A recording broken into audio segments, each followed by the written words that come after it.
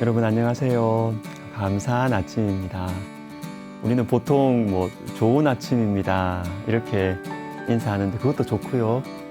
그런데 저는 감사한 아침입니다 이렇게 인사하는 것도 우리 크리스찬들에게는 참 좋은 인사가 아닌가라는 생각이 듭니다. 여러분 오늘 참 감사한 아침에 또 생명양식 시간으로 여러분을 만나뵙게 되어서 참 감사하고 반갑게 생각합니다.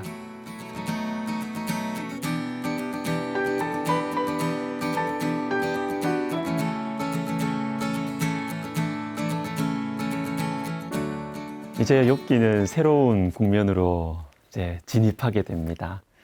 친구들이 욥에게 말을 걸기 시작을 해요.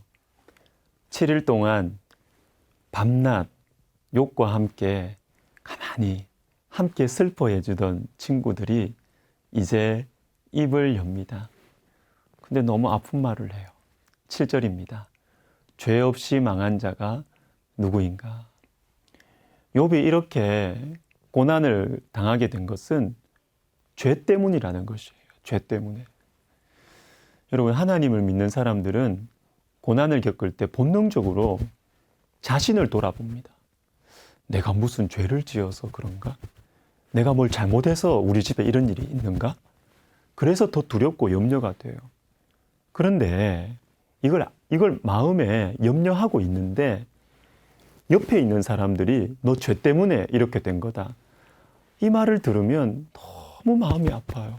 마치 상처가 난 곳에 다시 매를 대는 것 같은 그런 느낌이 듭니다. 제 아버지께서 오래전에 암 수술을 받으셨습니다. 그런데 아주 가까운 장로님께만 알리시고 다른 분들에게는 알리지 않으셨어요.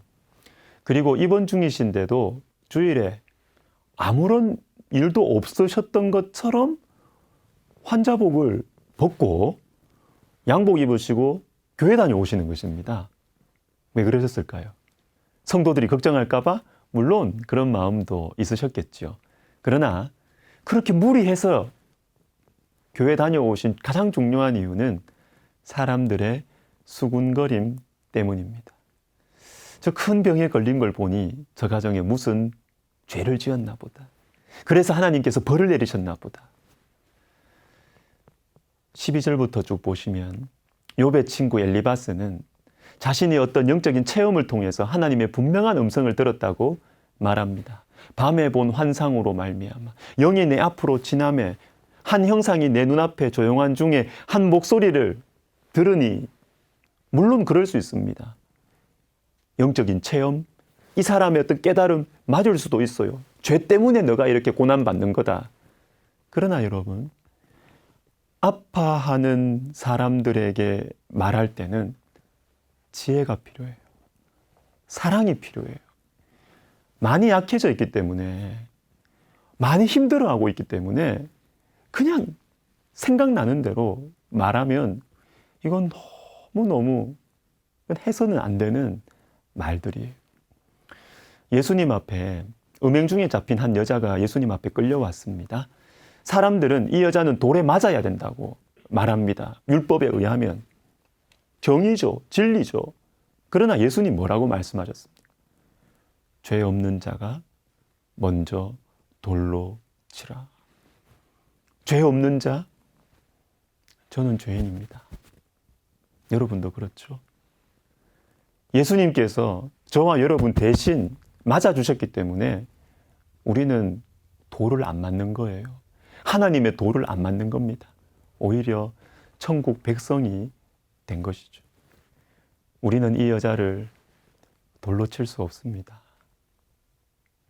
지금 여러분 주변에 고난 중에 있는 분들 한번 생각해 보세요. 경제적인 어려움, 자녀 문제, 건강 문제.